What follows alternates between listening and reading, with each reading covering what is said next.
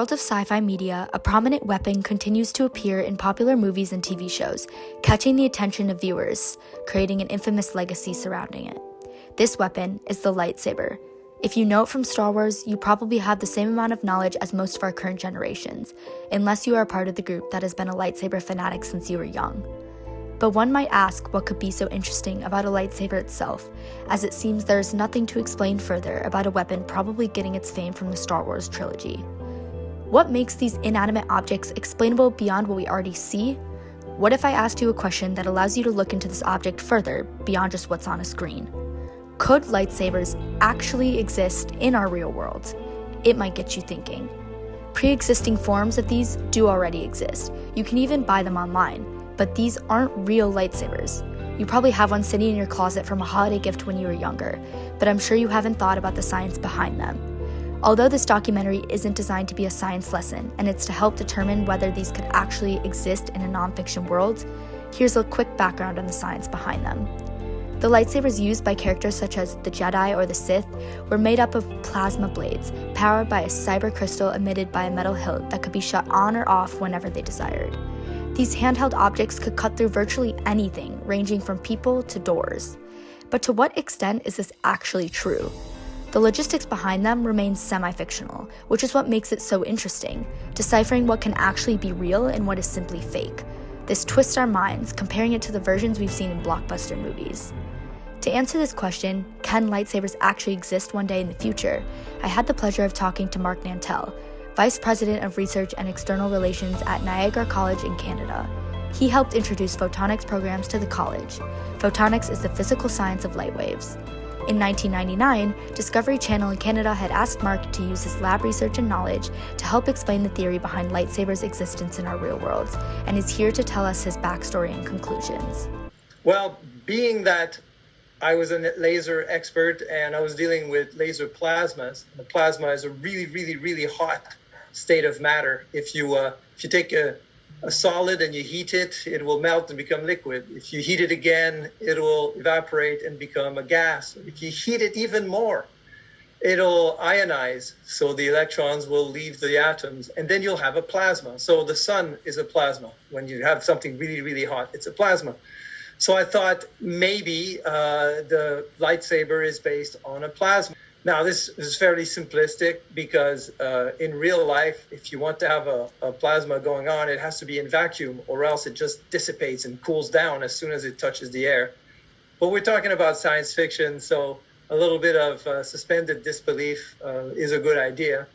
So the first thing I thought is, well, what would it take to have enough power in a little bitty hilt like they hold to create that power? And I know they have special crystals in Star Wars, but it turned out it takes a whole lot of power and also a whole lot of heat insulation, because you imagine if you have all that heat, something as hot as the sun, 2 inches away from where you're holding the handle of the lightsaber, it'd be pretty dangerous.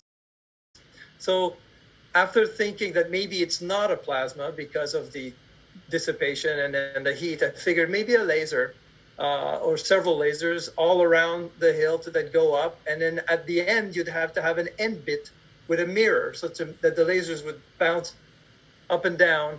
And essentially, you just have very intense laser beams that could cut through things.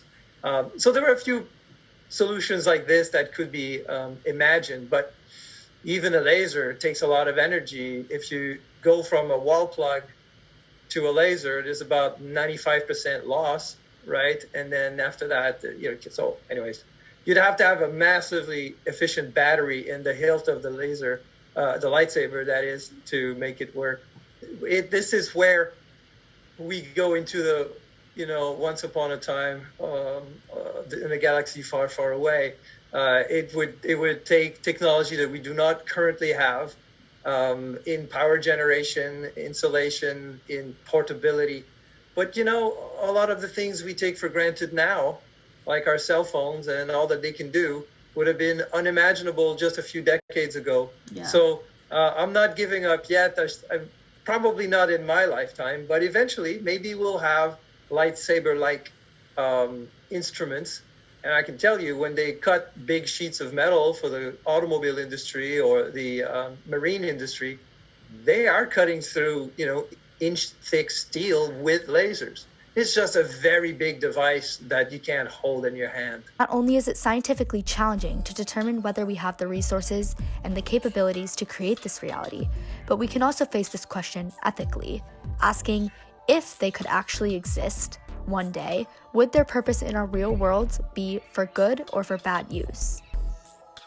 If a source of power this strong in a unit that can cut through anything this usefully, I would like to imagine that there would be industrial use in fabrication, maybe in mining to get through rocks to where you want materials to be extracted, maybe to boil water in order to make turbines move and create electricity. There's a whole bunch of applications that such a source of power could enable.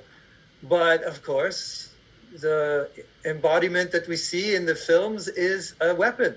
It's a sword, essentially, that could cut through walls and, of course, through people. So the human imagination to do good and to do evil is limitless. It's a question of increasing the power immeasurably and reducing the size of the power source immeasurably, such that you get a very small power source, a very big power, and then you could have a laser lightsaber. Whether this conclusion defeats the dreams of some people or not, there could be hope for the future one day. Hope that we could contain this surplus of power within a handheld device, making our favorite movie scenes into a reality. But for now, scientists have only looked into the possibilities out there. Nothing yet has been created.